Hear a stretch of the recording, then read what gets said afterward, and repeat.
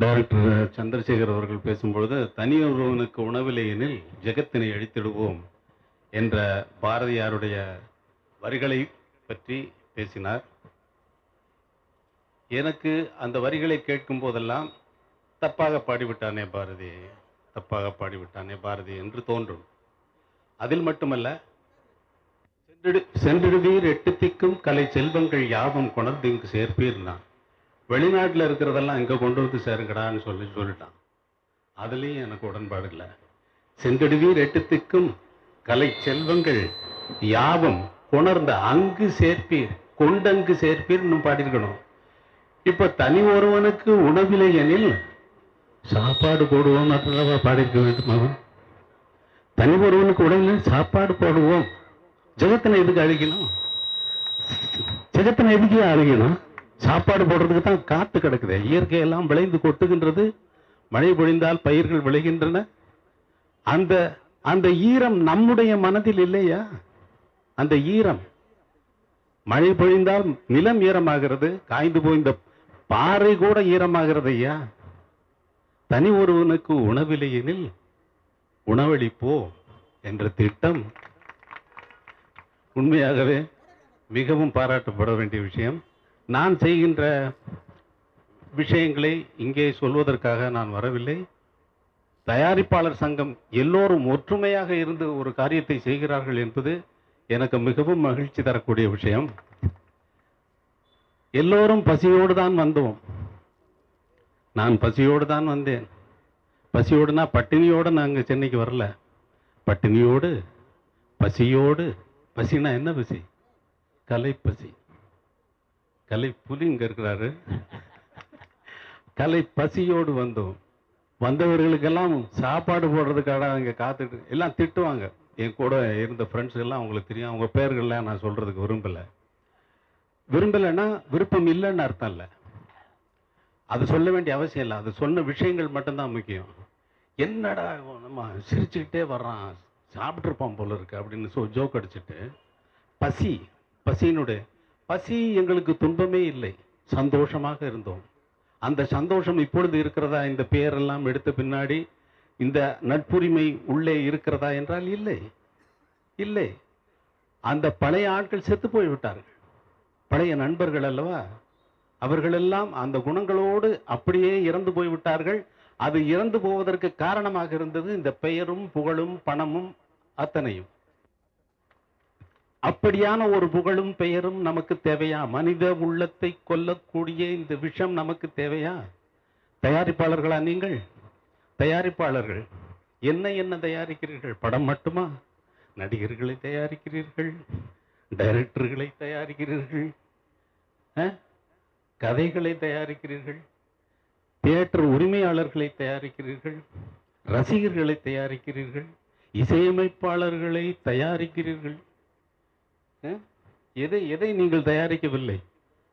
இத்தனையும் தயாரித்து ஒற்றுமை இல்லாமல் இருந்த இந்த தயாரிப்பாளர் சங்கம் இப்பொழுதாவது ஒரு நல்ல மனதுடன் ஒற்றுமையாக செயல்படுவது எனக்கு மிகவும் மகிழ்ச்சி அளிக்கக்கூடிய விஷயம். அந்த ஒற்றுமையிலும் ஒரு விஷயத்தை ஒரு முடிவெடுத்தால் அதன் பின்னால் 100% பின்னால் நின்று ஒத்துழைக்கக்கூடிய ஒரு மனப்போக்கிற்கு நீங்கள் எல்லாம் வந்திருப்பது அறிந்து மிகவும் மகிழ்ச்சி அடைகிறேன். அம்மாவின் இந்த உணவு திட்டத்தை நீங்கள் இன்று என்னை தொடங்கி வைக்க சொல்வது, அம்மா என்றழைக்காத உயிரில்லை என்று பாடல் பாடினேன் என்று சொன்னார். அது மட்டும் பாடவில்லை, அம்மா என்றால் சும்மா இல்லடா என்று கூட பாடியிருக்கிறேன். இந்த நிகழ்ச்சியை கலந்து கொள்வதில் மிகவும் மகிழ்ச்சி அடைகிறேன். அன்னதானம் உலகெங்கும் பரவட்டும். பசி இல்லாத உலகை, பசி இருக்கட்டும், பசிக்கு உணவளிக்கும் உலகத்தை நாம் உருவாக்குவோம் என்று சொல்லிக்கொண்டு என்னுடைய உரையை முடித்துக் கொள்கிறேன். தயாரிப்பாளர்கள் பசித்த போது இங்கே வந்து சாப்பிட்டு கொள்ளலாம் என்பது மிகச்சிறந்த ஒரு விஷயம். அதை ரொம்பவும் அழகாக தானசார் அவர்கள் அவரே வடிவமைத்து அதற்காக எப்படி பாக்கெட் இருக்க வேண்டும், எப்படி சாப்பாடு இருக்க வேண்டும், எங்கே இருக்க வேண்டும், எத்தனை பதார்த்தங்கள் இருக்க வேண்டும் அளவுக்கு அவரை நேரடியாக பார்த்து அதனுடைய தரம் சுவை அத்தனையும் அவரே முடிவு செய்தார். அவர் அதில் ஈடுபாடுடன் அவர் செய்திருக்கிறார். ஆனால் என்னுடைய முழு பெருமையும் அவரையே சேரும். மீண்டும் புரட்சித் தலைவர் அவர்கள் நம்ம எல்லோருக்கும் தமிழக முதல்வராக அவர்கள் வர வேண்டும் என்ற உங்கள் அனைவருடைய உங்கள் அனைவருடைய வாழ்த்துக்களை என்னுடைய வாழ்த்துக்களாகவும் கருதி இந்த திட்டம் மாபெரும் வெற்றி அடைய வேண்டும். தானும் அவர்கள் மனதில் நினைத்திருக்கிற அவ்வளவு திட்டங்களும் ஏன்னா பார்த்தீங்கன்னா டக்குன்னு டெய்லி இங்கே வந்து கவுன்சில் வந்து அவ்வளோ பிஸியாக இருக்குது. யார் வராங்க யார் வரலைங்கிறது ஒரு பிரச்சனையே கிடையாது. இருக்கிறவங்கள வச்சுட்டு தவன்னு வேலைகள் வந்துட்டுருக்கு.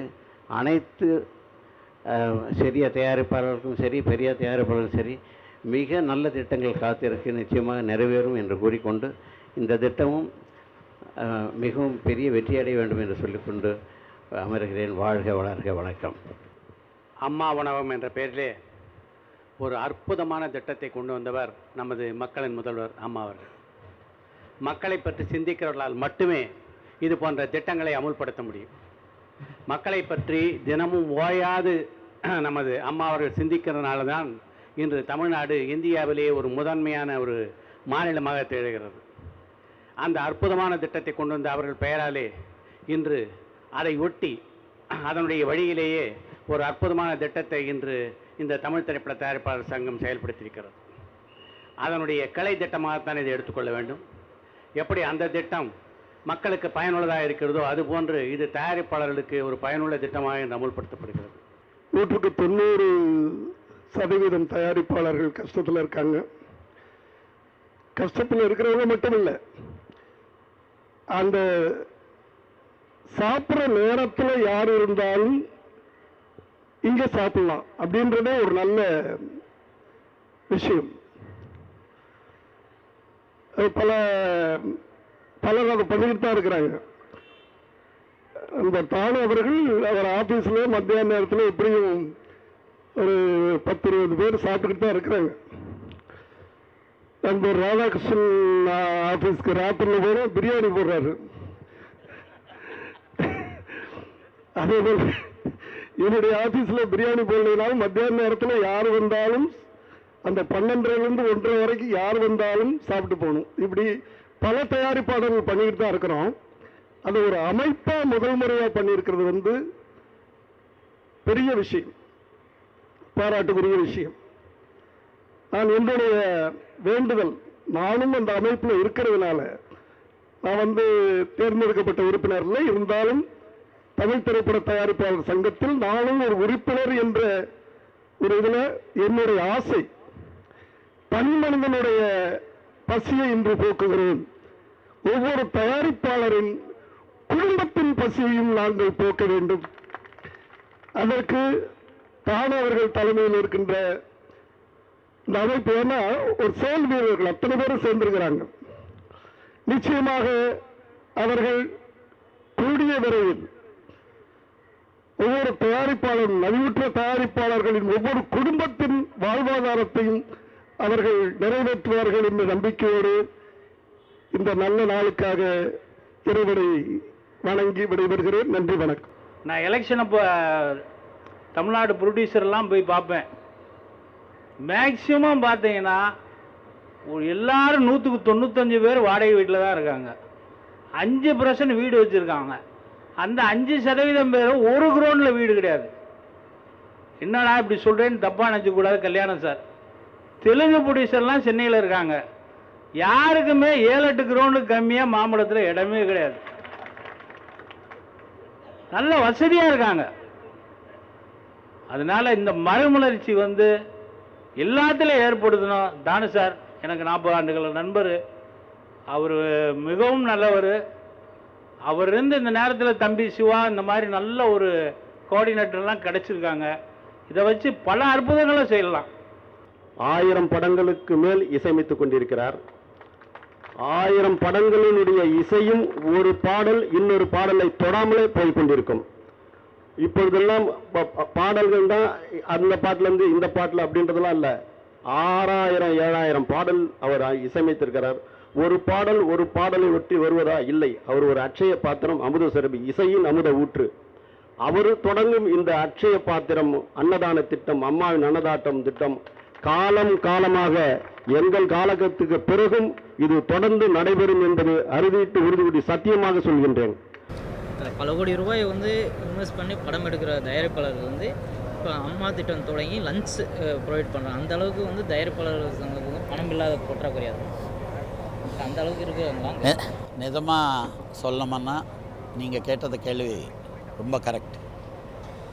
நாங்கள் ஒரு நாள் ஷூட்டிங் பண்ணால் 300 பேருக்கு 400 பேருக்கு சாப்பாட்டு போட்ட ப்ரொடியூசர்ஸ் இன்றைக்கி சாப்பாடு இல்லாமல் கஷ்டப்பட்டு இருக்காங்க. நல்லா வசதியான இருக்கிறது ப்ரொடியூசர்ஸும் இருக்காங்க. ஆனால் வசதி இல்லாதவங்களுக்கு ரெண்டாவது வந்து இது வந்து சாப்பாடு இல்லாத ஆளுக்கு சாப்பாடுன்னு இல்லை, இந்த ஆர்கனைசேஷனுக்கு வந்துட்டு இருக்கும்போது மத்தியானம் டைமில் அங்கே இருக்கும்போது அவங்க பசியோடு உட்காந்து இருக்கக்கூடாது, அவங்க ஏதோ ஒரு வேலையில் வந்தால் இருக்கக்கூடாது.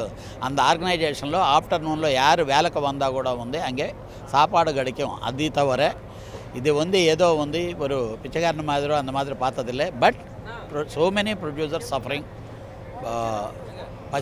பசியோடு இருக்கிறாங்க, ரொம்ப கஷ்டம். ஆனால் வெளில சொல்ல முடியாது. நான் ஒரு படத்தை ப்ரொடியூசர் எனக்கு சாப்பாடு இல்லைன்னா அந்த மாதிரி ஃபீல் ஆகிட்டு இருக்கிறத 90% ப்ரொடியூசர்ஸ் இருக்காங்க. அவங்கள எல்லாருக்கும் இது நல்லதாக இருக்கும். ஆனால் இதே எடுத்துக்கினே எல்லாம் வேலை செய்யாமல் அப்படியே இங்கே சாப்பாடு கிடைக்குதுன்னு சொல்லிட்டு வந்து இருக்கிறது நல்லதில்லை.